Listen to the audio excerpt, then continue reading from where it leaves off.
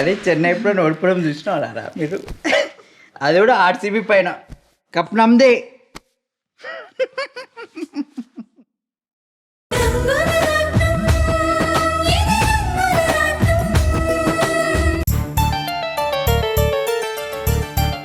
ఒక water bottle ఇవ్వు.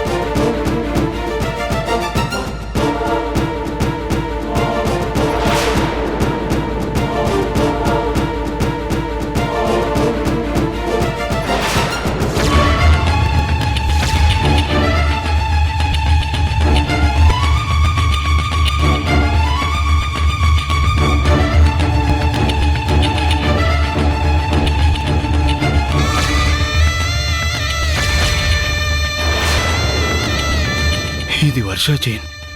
చిన్నప్పుడు ఇది నేనే వర్ష మెళ్ళో వేశాను. ఈ చైన్ ఎక్కడుందంటే వర్ష ఎక్కడెక్కడ ఉండుంటుంది. వర్ష, వర్ష, అమ్మా వర్ష, వర్ష, వర్ష, అమ్మా ఎక్కడున్నావు అమ్మా?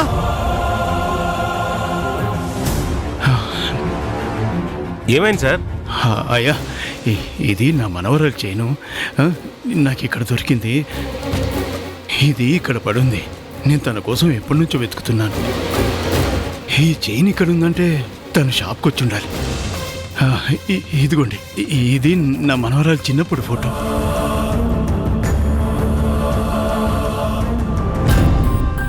ఇందాక ఒక అమ్మాయి వచ్చింది, పెన్ను కొనుక్కుని వెళ్ళిపోయింది సార్. ఒకవేళ తనదేమైనా పడిపోయిందేమో. అమ్మాయి పెద్దమ్మాయి కదండి. సుమారు వయసు ఎంత ఉండొచ్చండి? పెద్దమ్మాయే, సుమారుగా 21-22 ఏళ్ళు ఉంటాయి. అయితే ఖచ్చితంగా నా మనవరాలు అయి ఉంటుంది. తన గురించి మీకేమైనా తెలుసా? తెలీదు సార్. తను చూస్తే మీరు గుర్తుపట్టగలరా? మొదటిసారి ఈ షాప్కి వచ్చింది సార్. మళ్ళీ వస్తే గుర్తుపడతాను. ఒక నిమిషం, పేపరు పెన్ను ఉంటేవని.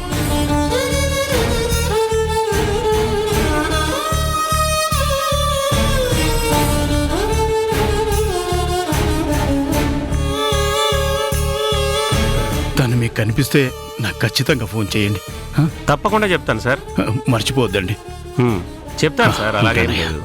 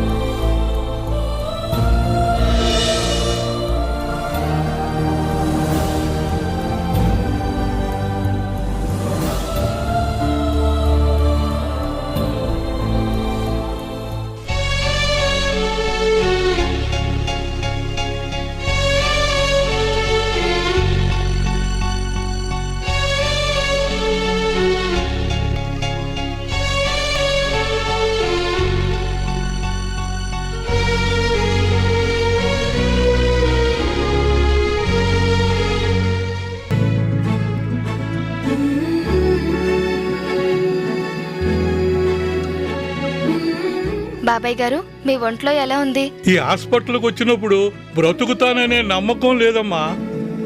కానీ నీ చేతుల్లో ఏం మహత్యం ఉందో అర్థం కావటం లేదు, కానీ మొత్తం తగ్గిపోయిందమ్మా. అయితే ఇంకేం, డాక్టర్ గారితో చెప్పి ఈ రోజే డిశ్చార్జ్ చేయిస్తాను. హాయిగా మీరు మీ ఇంటికి వెళ్ళండి. వద్దమ్మా, ఇంట్లో ఒంటరితనం భరించటం కన్నా ఇక్కడే ఆ హెడ్ నర్స్ తో ఇంజెక్షన్ చేయించుకుని బాధపడటమే మంచిదమ్మా. అదేంటి, నాకు ఇంజెక్షన్ ఇవ్వటం రాదు అంటావా? ఎందుకు రాదు? నువ్విస్తే గుణపంతో గుచ్చున్నట్టుగా ఉంటది. అదే సీతగానిస్తే పువ్వు అంటించినట్టుగా ఉంటది. టాబ్లెట్ ఇస్తాను.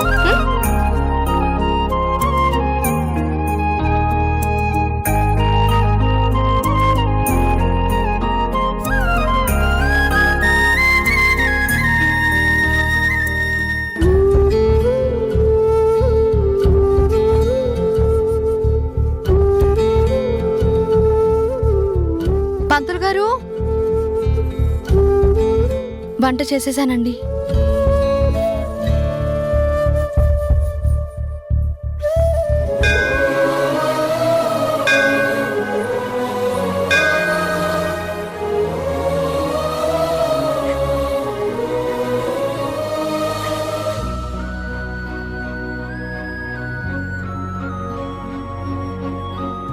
పంతులు గారు, ఈ మధ్య ప్రసాదం చాలా రుచిగా ఉంటుందండి. ఈ ప్రసాదం కోసమైనా రోజు గుడికి రావాలనిపిస్తుంది. అదంతా అమ్మాయి మహత్యం. ఆ చేతిలో ఆ భగవంతుడు అమృతాన్ని పోసినట్టున్నాడు. పులిహోర, చక్కెర పొంగలి, దద్దోజనం ఇలా ఏం చేసినా రుచితో భక్తుల నోరూరిపోతుంది. ఇందులో నేను చేసిందేముంది పంతులు గారు? నాకు వచ్చిన వంటనే చేశాను. అది అంత మధురంగా వస్తుంది అంటే అదంతా ఆ భగవంతుడి దయ, మీ అందరి అభిమానం అంతే.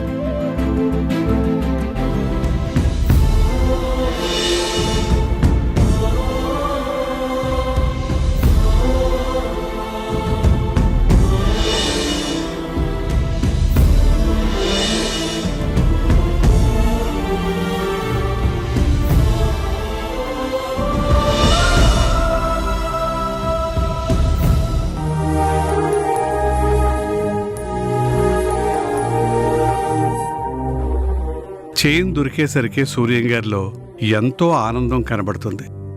ఇక మనవరాలే కనబడితే ఆ ఆనందం అంబరాన్ని తాకుతుందేమో. అంతే కదా సార్, ఇన్నాళ్ళ నిరీక్షణకి ఒక చిన్న ఆధారం దొరికింది. రూపం మారిపోయినా ఆ పిల్లని ఎక్కడ వెతకాలో తెలియని నిరాశలో ఉన్న మీకు చీకటిలో దివిటీలాగా ఈ ఆధారం దొరికింది. ఈ చైన్ ఇక్కడ దొరికింది అంటే వర్ష ఇక్కడే ఈ ఏరియాలోనే ఉంది అని తెలుస్తుంది కదా. నిజం బాలాజీ, ఎక్కడ ఉన్నారో తెలియనిది వెతకడం చాలా కష్టం. ఇక్కడే ఉన్నవాళ్ళని తెలుసుకోవడం చాలా తేలిక. అవును చలపతి గారు, ఈ ఫోటోలతో ఉన్న చైను నా మనవరాలి మెడలో ఎందుకు వేశానో అప్పుడు నాకు తెలియలేదు. కానీ ఇప్పుడు నాకు ఇదే ఆధారమైంది.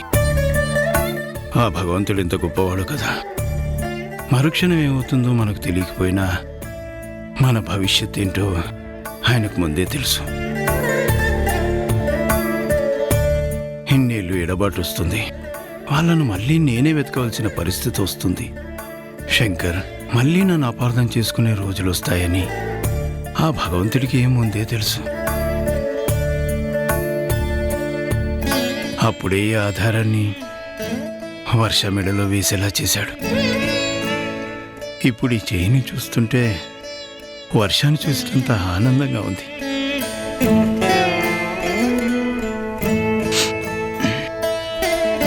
ఏమైంది సార్?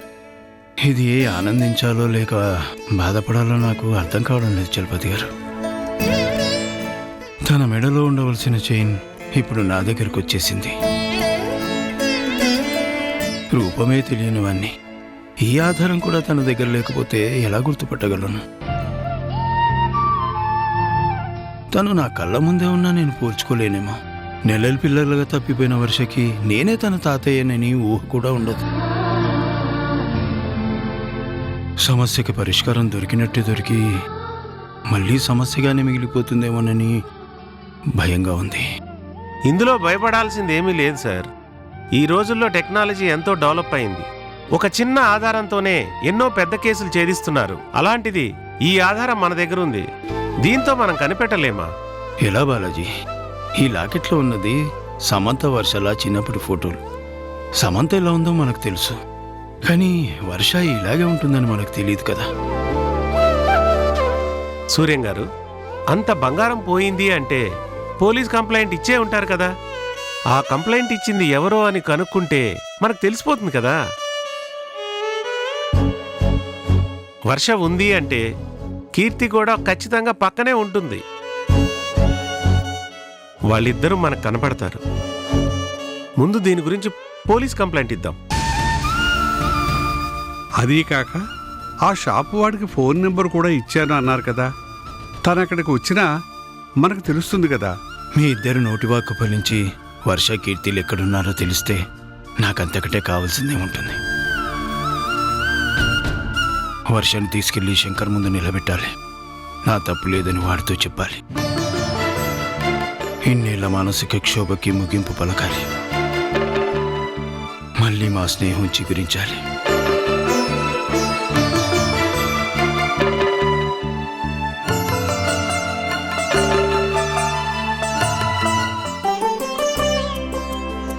అమ్మా,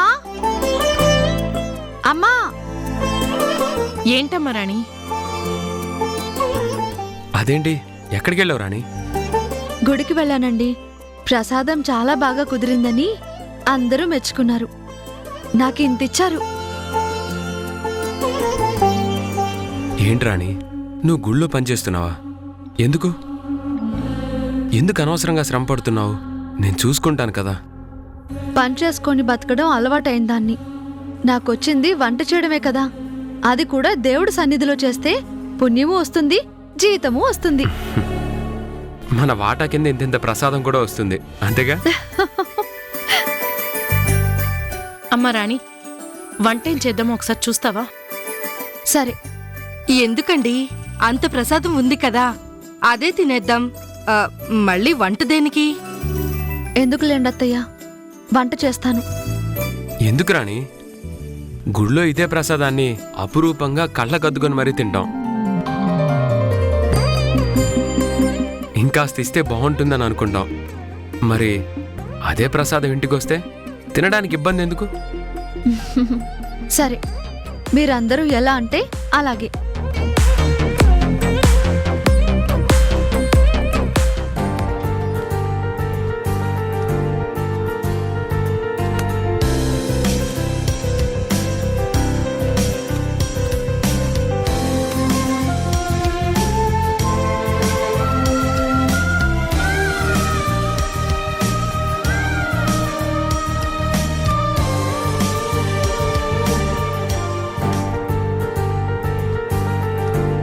సార్, ఏంటిది?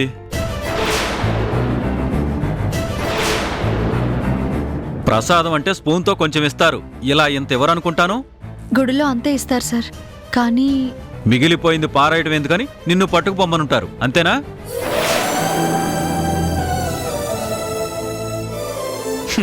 మీ బ్రతుకులు అవే కాబట్టి వాళ్ళు ఇచ్చారు, నువ్వు ఆనందంగా తెచ్చుకున్నావు. ఏంటండి ఆ మాటలు? ప్రసాదం కాబట్టి అందరం తిందామనుకున్నాం, అందులో తప్పేముంది? ఇందులో రాణి చేసిన తప్పు మీకేం కనబడింది? రాజైనా పేదైనా ఆకలికి అన్నమే తింటాడు. డబ్బుంది కదా అని డబ్బేమి తినడు. ఇంట్లో రాణి వండిందే తింటున్నారు.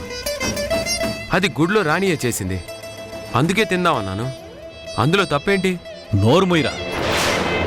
మన ఇంట్లో పని మనిషి వంట చేసిందని ఆ వంటే తింటున్నాం, అలాగని చెప్పి వంట మనిషి ఇంటికెళ్ళి తినం కదా, ఇది అంతే కదా.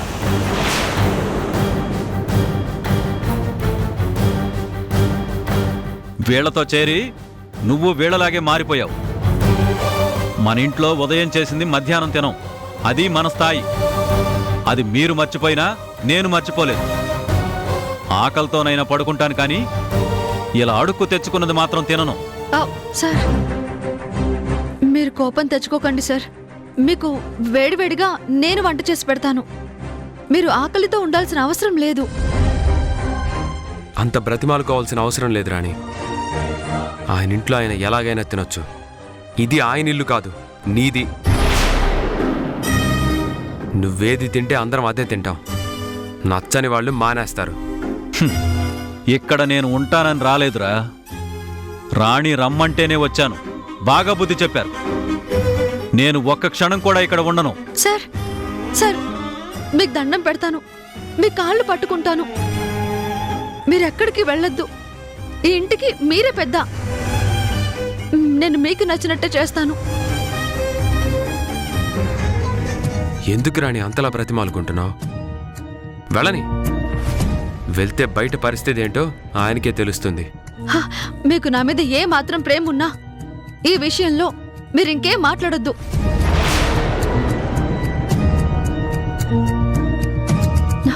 సార్, మీరు కూర్చోండి సార్. నేను వెంటనే వంట చేసి తీసుకొస్తాను. కూర్చోండి.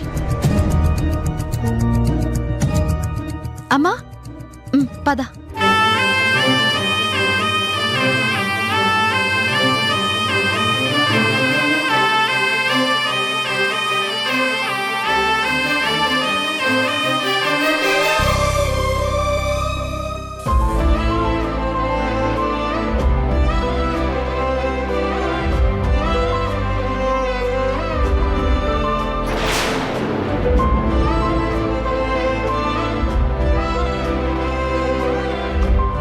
అమ్మ ప్రియా, పాలు తాగమ్మా. నాకొద్దు తులసమ్మా. అలా అంటే కుదరదు, తాగాలి. ఇలా అంటేనే కుదరదు, నేను తాగను. ఏంటమ్మా పాలు తాగకుండా పాపం ఆవిడెందుకు బాధ పెడుతున్నావు? Uncle, Meera? What a surprise. ఎవరు బాబు మీరు? అదేంటి తులసమ్మా, ఈ అంకుల్ తెలియదా? ఆ రోజు నాకు బ్లడ్ ఇచ్చారు. ఆ దేవుడు మీరేనా బాబుగారు? క్షమించండి, ఇంతకు ముందు మిమ్మల్ని చూడలేదు కదా, అందుకే పోల్చుకోలేకపోయాను. పర్వాలేదండి. ముందు మీరు కూర్చోండి బాబు, నేను వెళ్ళి జ్యూస్ తీసుకొస్తాను. పర్వాలేదు. కళ్యాణ్ గారు లేరా? ఇప్పుడే ఏదో ఫోన్ వస్తే వెళ్ళారు బాబు, వెంటనే వస్తానని అన్నారు. మీరు కూర్చోండి బాబుగారు. సరే. అంకుల్, మొన్న మీరు అలా వెళ్ళారు, నా ఫ్రెండ్ ఇలా వచ్చింది. అవునా? అవునంకుల్, మిమ్మల్ని పిలుద్దామనుకుంటే అప్పటికే మీరు దూరంగా వెళ్ళిపోయారు. నేను ఆ రోజు మీ ఫ్రెండ్ని చూడాలనుకున్నాను, కానీ అంతలో నా ఫ్రెండ్ అర్జెంటుగా కలవాలని నాకు కాల్ చేశాడు, అందుకే నేను వెళ్ళాను. అవునా? మీ ఫ్రెండు మీ వయసు వాడా లేక నా ఫ్రెండ్ లాగా మీకన్నా పెద్దవాడా? నా వయసు వాడే. ఇంతకీ నీ ఫ్రెండ్ నీకెలా పరిచయం అయింది? అదో పెద్ద కథ బాబు. తను ఒక సమస్యలో ఉండి సమస్యలో ఉన్న ప్రియను కాపాడింది. అలా ప్రియాకు ఫ్రెండ్ అయింది. ఆ అమ్మాయికి ఈ ఇల్లు నీడయింది. అవునా? ఇంతకీ అమ్మాయి పేరేంటండి? సీత. పేరుకు తగ్గట్టుగానే భూదేవికున్నంత సహనం ఉంది. అవునా? మంచి వాళ్ళకే కష్టాలొస్తాయి, మంచి మనసున్న వాళ్ళకే బాధ ఉంటుంది. ఇంతకీ సీత ఎక్కడుంది? హాస్పిటల్లో ఉంది బాబు.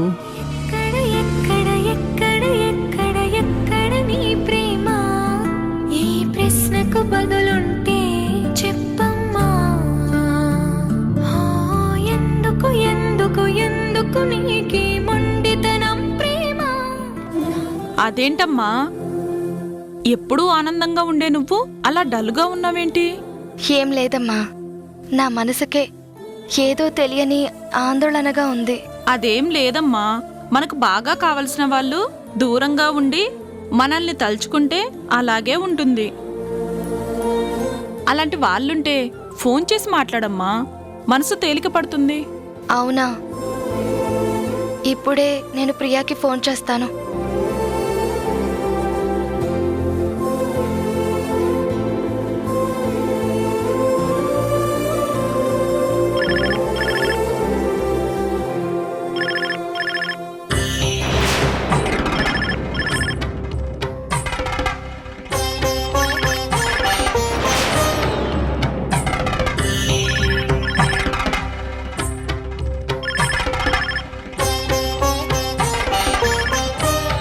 హలో, ఎవరు?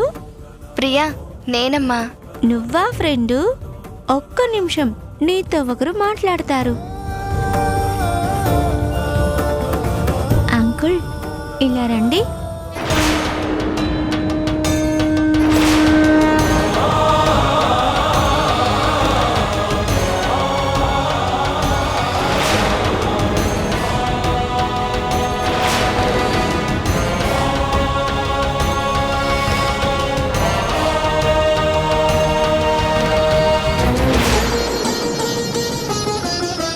హలో హలో, ఎవరండి?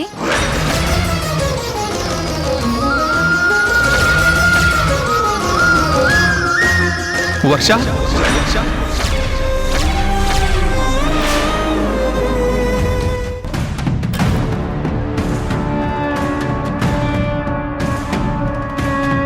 అన్నయ్య, నేను మళ్ళీ వచ్చింది మీ మీద అభిమానంతో కాదు, ఎప్పటినుంచో నా కలగా మిగిలిపోయిన చైర్మన్ కుర్చీ గురించి. మీ స్థానంలోకి నేను రావాలి. శంకర్ గ్రూప్ ఆఫ్ కంపెనీస్కి చైర్పర్సన్ కావాలి. జనరల్గా నేను అనుకుంటా కదరా, అంటే మైండ్కి ఏమైనా క్రియేటివ్ థాట్స్ వస్తాయి కదా, అవి ఇట్లా అనుకుంటా అట్లా జరిగిపోతారా? అది అలా జరిగిపోతుంది అంతే కాదురా, అది అయ్యేంత వరకు నువ్వు జనాల్ని కాబట్టి జరుగుతుంది.